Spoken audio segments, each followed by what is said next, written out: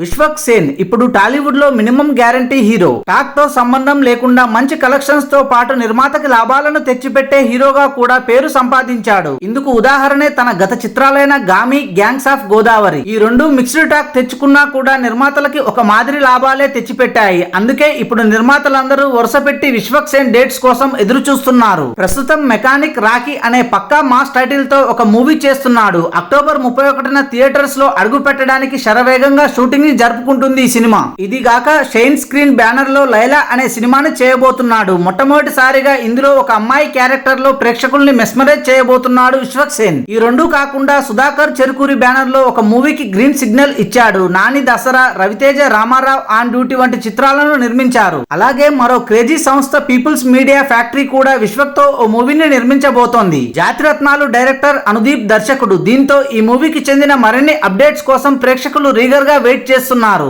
ఇలా వరుస సినిమాలతో విశ్వక్ సేన్ చాలా బిజీగా ఉన్నాడు. పైగా అవన్నీ కూడా అగ్ర నిర్మాతలు నిర్మించేవే. మరింత మంది నిర్మాతలు కూడా విశ్వక్ సేన్ డేట్స్ కోసం రెడీగా ఉన్నారని సమాచారం. Thanks for watching this video. For more interesting videos please do subscribe.